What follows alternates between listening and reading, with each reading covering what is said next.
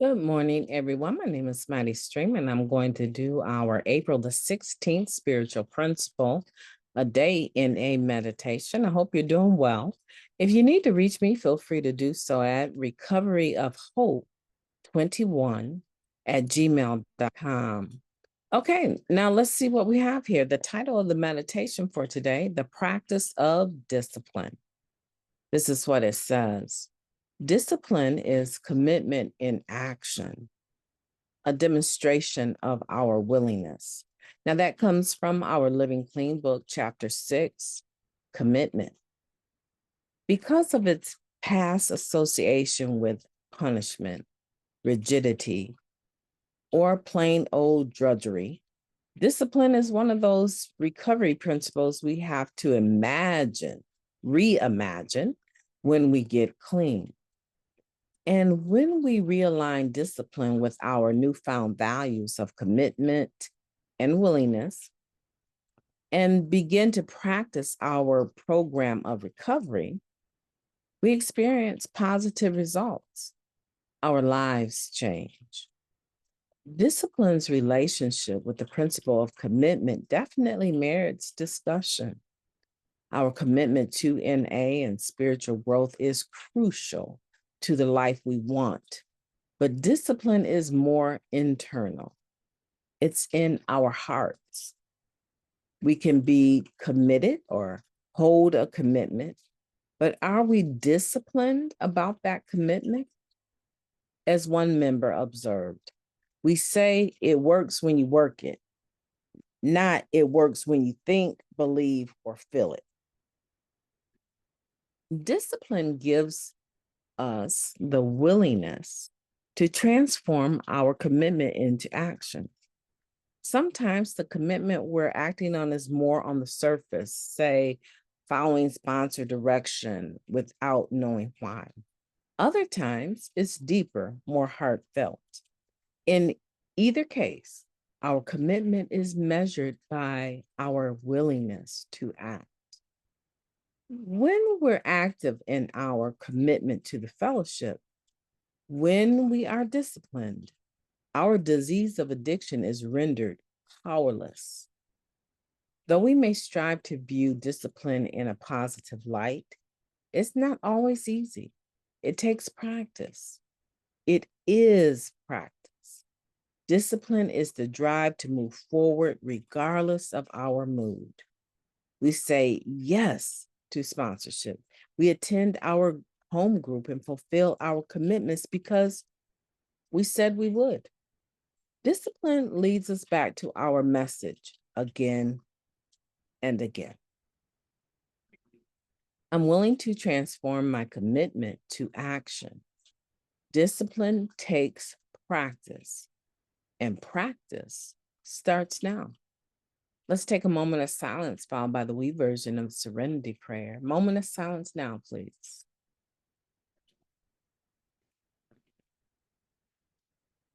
Thank you, God. Grant us the serenity to accept the things that we cannot change, the courage to change the things that we can, and the wisdom to know the difference. Just for today, please and thank you.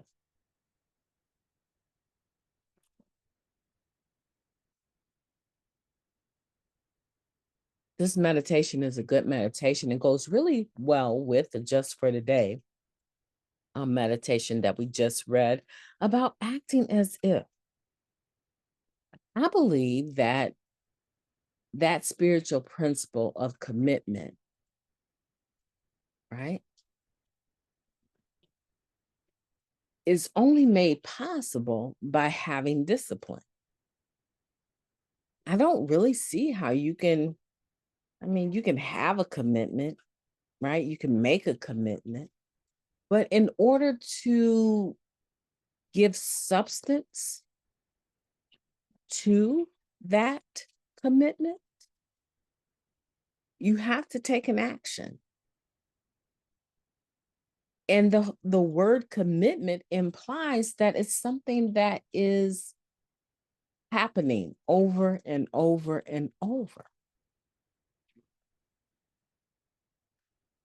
It takes discipline to be able to pull that off, folks. It takes discipline. And discipline is an internal thing. Discipline is something that is within my heart. It's within my spirit. I have discipline, and because I have discipline, I'm able to make commitments and actually keep them. You see, they go together, and it's worth taking a look at. It's worth the discussion. Now, some people, they don't like the word discipline, but I was a bodybuilder at a very early age. As a teenager, I was always athletic, and I got into bodybuilding as a teenager. Now, you got to remember, I graduated at the age of 17, right? So going into my 18th birthday, I already had a full-time job, right? And one of the benefits of having a full-time job was that I was able to actually pay for a gym membership and do the things that I wanted to do as far as fitness beyond the school gym, okay? Beyond jogging. I used to love to jog. And so I got into bodybuilding, but I realized something about bodybuilding. I could have the commitment to show up to the gym, but it took great discipline. It took great discipline to change the way that I ate, to study the art of nutrition. I call it the art of nutrition because it's almost like playing chess. If this happens, then I do this. If that happens, I do this. If I want that result, I eat this. And a lot of times I would have to have some vitamin C before I would have a certain nutritional type of food if I was seeking to have it more easily digested. And so I learned that sort of discipline would make my commitment to working out, to being in shape, even better. And that's what this is about here. This is about having commitment, but also having the practice of discipline. Discipline is commitment in action, a demonstration of our willingness. So let's talk about you. Now, that's me. I'm thinking about getting back into fitness. I'm not really sure. I'm not really sure. I mean, it's in my mind. I'm a little conflicted. It's in my mind.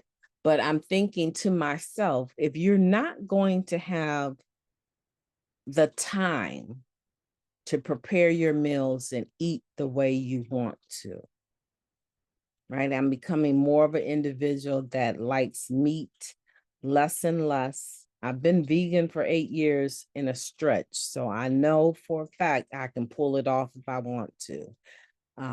But I do enjoy seafood. I enjoy fish, right? So I'm becoming a person that is more concerned about the effects of red meat on my body. But I'm also getting to the point where I don't enjoy poultry either, at least not chicken. I still enjoy turkey, but I'm seeing that I'm becoming a little bit more concerned about my nutrition, right? And I'm thinking to myself, this is a good time for you to go ahead and get back in shape. Because if you're going to be this quirky about it, you might as well use it to benefit yourself. The thought is there, but I don't yet have the discipline. I want to commit, but I know that from my own experience, it's going to take discipline to follow through. And it's just like recovery. You got to take the first step. To me, it's just like recovery. That's why I believe that this program is useful in all of our affairs. I've seen people use this program to get back in shape, to stop smoking, to stop having sugar, to stop being promiscuous, to stop shoplifting, to stop cheating, right? That's promiscuous. Sorry, I said that. So I've seen people use the spiritual principles of this program of being able to stop using drugs, right? Lose the desire to use and find a new way to live. I've seen people use it in other areas of their life, and I've seen success in using it in other areas of my life as well. We do it one step at a time, one day at a time, one moment, 1 second at a time. We make the decision over and over and over not to pick up. Okay, so that is I would say, saying that highlights the thing that we're trying to stop doing.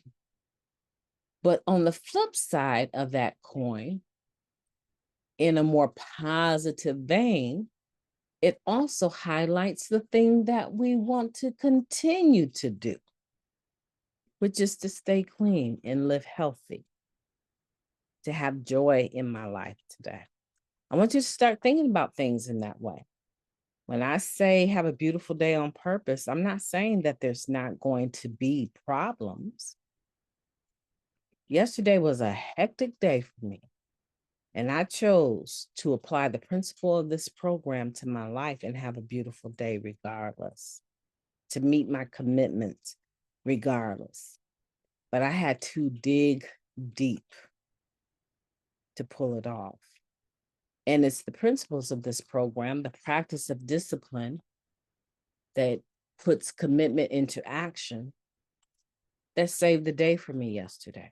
I want for you to have a beautiful day on purpose, but you got to make the decision to do it. And you've got to have the discipline, the will to be able to move on that. Because you have no idea what the day is going to hold. None of us do. We have a plan, but other people get involved with our plan and everything changes. And I just refuse to give people that much power over my joy, over my happiness, over my recovery. Not anymore. You deserve the best day that you can possibly have. You do. You deserve it. Look at all that you've been through. So again, have a beautiful day on purpose, and I will be talking to you tomorrow.